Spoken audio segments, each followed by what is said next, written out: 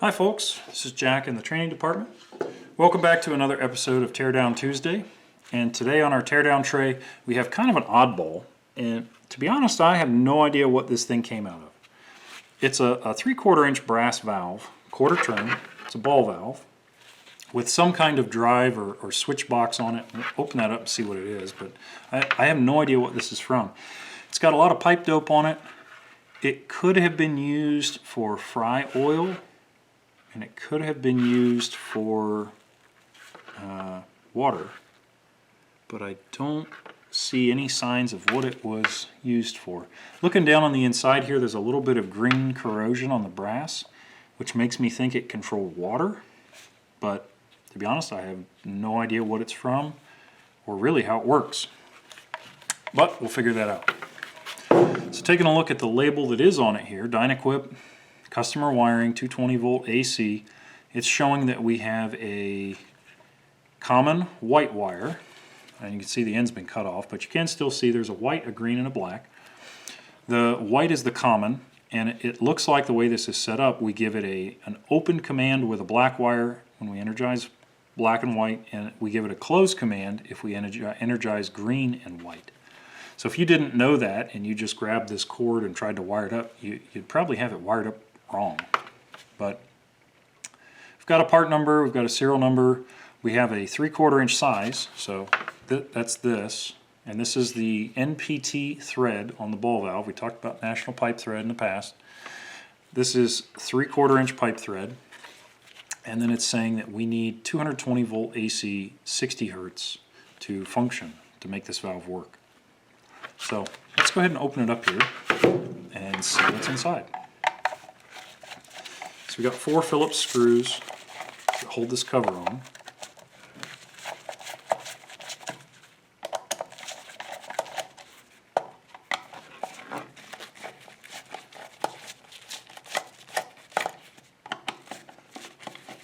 Hopefully there's no roaches or anything inside this thing. I would hate to have to play whack-a-mole here.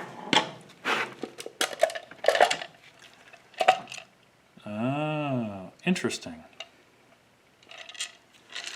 So first thing to notice here, we've got machine threads. So these are real fine threaded screws, and with a machine thread screw you don't self-tap these into the plastic, so they have molded in these little brass inserts that are threaded with the matching internal thread for that machine screw. So that already tells us this thing's probably pretty expensive. If they were trying to build it cheap, they would have left all that out and just run self-tapping screws in. First couple things I notice here is we've got a C-frame motor, very common, very inexpensive motor, and it's attached to some kind of gearbox mechanism and also what appears to be a micro switch down inside there. Looks like a micro switch. So let's see what we have to do to get this apart. Looks like we can pull these fasteners off and take the valve out, so let's try that. And then we can try those other 2 fasteners for the gearbox maybe, because we might be able to get the gearbox out with those.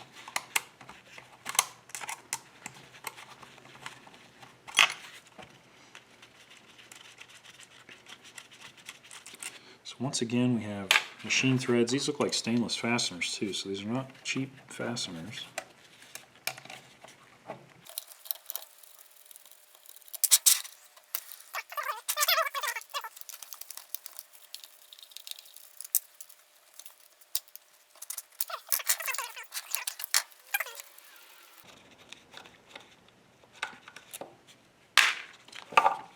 Alright, so this ball valve is interesting. This mating surface on here is sealed. It's got an O-ring seal, and then it's got this T-handle or T-slot so that you can open and close the valve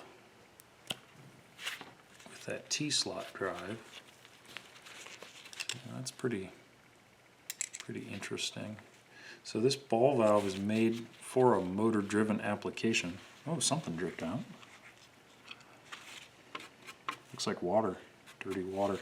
So whatever this thing is in, it's controlling water flow. It's probably like a drain valve, maybe on a steamer or something.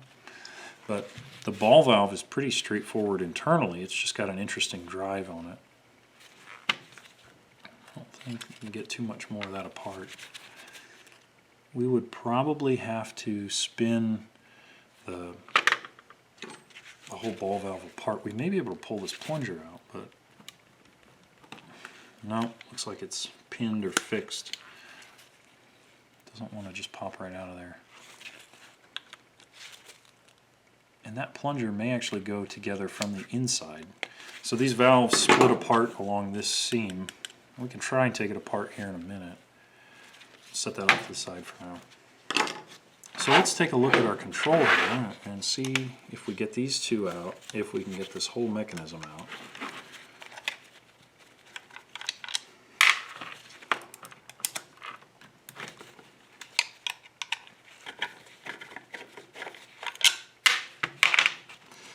And this down here is called a cable clamp or a cord clamp. We're just going to loosen that up, try and get us enough room to get our drive mechanism out.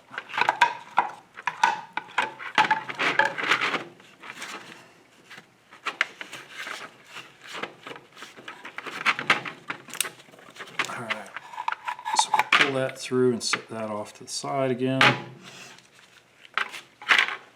Yeah, so there's some kind of grease or oil that has leaked out of this drive box. And it looks like this was previously attached there. So that crimp came apart there. So when we take a look at how this is put together, we've got the C-frame motor assembly, and then we've got this gearbox assembly, and they're separate functionally, but they're joined together here with a shaft that has a little spring on it down inside there. A little tiny spring just to keep tension on something, probably a seal. And then we've got this micro switch. And it's kind of hard to see. We'll have to pull this motor off, but it looks like the micro switch is riding on a little cam sensor. Let's take that apart. Grab another wrench here.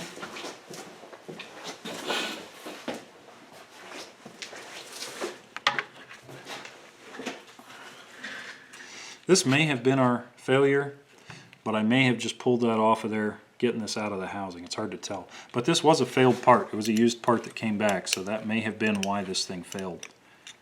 Which, if that's the case, it's kind of a shame, but really all it needed was another connection crimped on.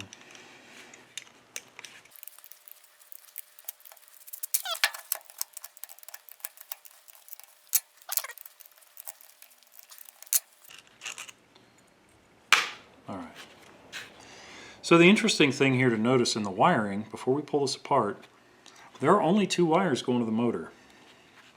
One of them is coming off of a switch common, and the other one is our neutral, or in 220 volt our L2. But our other two wires, you know, on our label it said that we had an open and a close wire. So it was saying that open we should energize the black, and close we should energize the green. So when we pull this off, pay close attention to how this is all set up as far as the little cam drive. So take this loose, lift this up. So this is our C-frame. Set that off to the side. And you can see here there's a cam and a micro switch.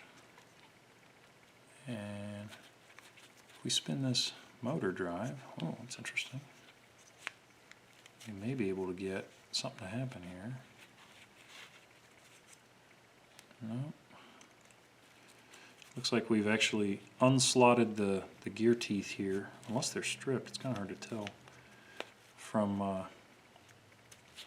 pulling that out. So there's very small gear teeth on here. So we can guess that there's a lot of reduction. When your drive gear, your driven gear has very few teeth, excuse me, your drive gear has very few teeth and your driven gear has a large number of teeth, that ratio, that reduction is very high. So this would spin very fast, but the output would turn very slowly. Interesting to note too, that's been heat treated. You can see the discoloration from the heat treating. Looks like they did an induction heat treat on it. So here's our gearbox. If we try and turn this, yeah, there we go. So we'll turn this manually just so you can see what happens here. And you can see that the gear drive only goes in one direction. If this turns in the other direction, it's physically locked, it's jammed. It locks with this spring catch here. So when we rotate this drive, we can assume that this is one position. And you heard it click the micro switch. So that would break the circuit. So we've now moved that switch from its open position to its closed position. And that would break the circuit. So it moved a quarter turn and stopped. And now when you energize the other wire, it's going to energize through this part of the cam until the switch opens. So let's do it again here. So we're going to move through the first part, and then it's going to click and we'll stop. Alright, so then we would energize the other wire, and it would stop again. So it's a pretty simple mechanism. It's pretty elegant in that we only need one direction on the motor, so we can use a pretty inexpensive motor, and we're just using this little cam system to control that movement. Pretty slick. I would like to get this gearbox open, but I am probably going to have to chisel it because it looks like the way it was manufactured they smashed the ends shut. So let's get this micro switch out of there. I'm going to need a smaller screwdriver for that. So give me just a moment here and I will see if I can cause some mayhem here and get that apart.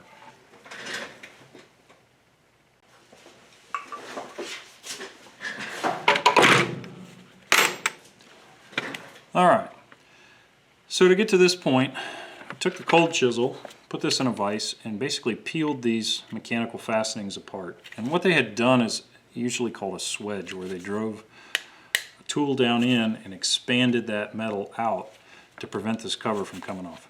So I got the cold chisel in there, pried it apart. So now let's take a look inside. So when we look at this gearbox, we have found the source of our red oil. It's the grease inside breaking down. Interesting. So the first couple of things to notice here, there's a bushing here, like an oilite bronze bushing that supports the output, this tab output. And using something like this means that you expect a lot of force, a lot of wear, a lot of cycles on that particular piece of equipment. So they have a pretty robust gear drive here for this pretty simple system. So they're expecting a lot of torque, a lot of load on that part of the drive.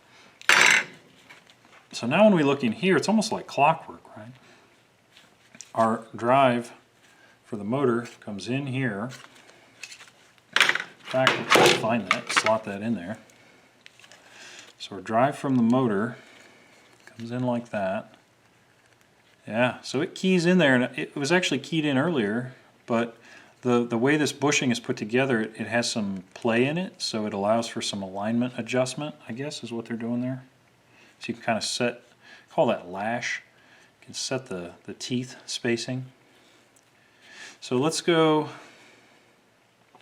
oh, it's starting to come apart there, come on. Let's go like this. If we go one turn on this drive, you can see we got almost no movement out of the other part of the gear train. So what's happening is there's so much reduction here that when we spin this part of the drive, the other part doesn't hardly move at all because there's so many reductions.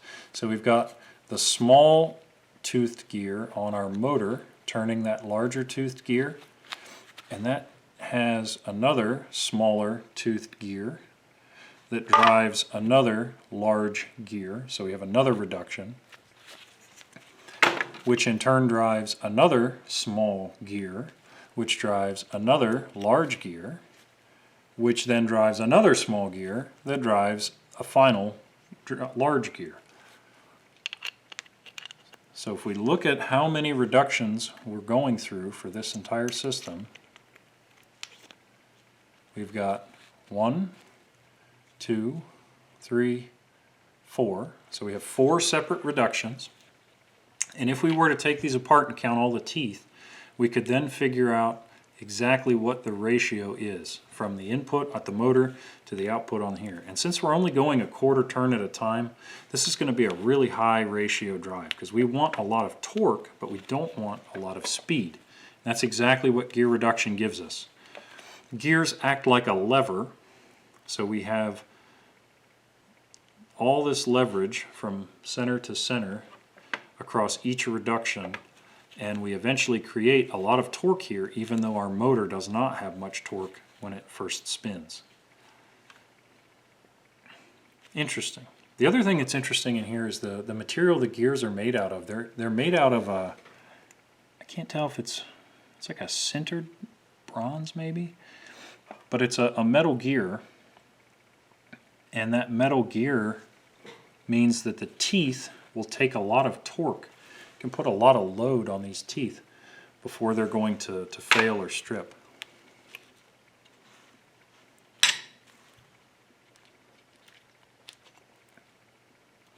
But yeah, this is a really heavy built gearbox for what it's doing, but it's probably built heavy because that valve is expected to be hard to turn, so there's a lot of force involved in getting this part of the gearbox to actually turn the valve.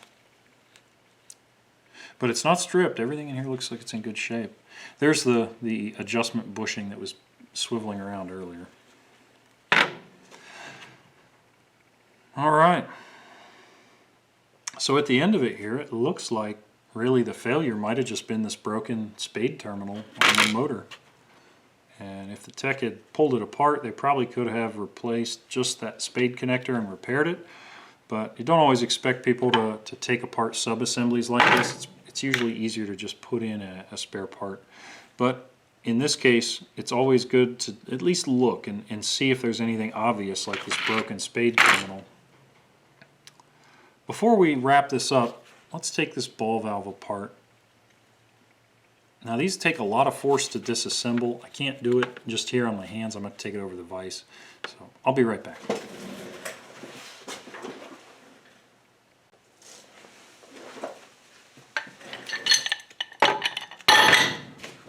So this big wrench is a 24-inch pipe wrench, and when I say ball valves are hard to get apart, they really are. And it took just about everything I could put on this with this 24-inch wrench to get it to come apart. You can kind of see why. It's got a lot of corrosion, but it also looks like it was put together with some kind of thread lock. And in fact, it looks like maybe a green Loctite. And typically a green Loctite is for something that you do not want to come back apart. Could have probably heated it, gotten it to release with heat, but green is pretty stiff stuff. So now that we've got that opened up, let's take a look here. Here's the actual ball, and you can see it's slotted down inside there. So the slotted ball, yep, and there's our drive. So there's the ball valve body.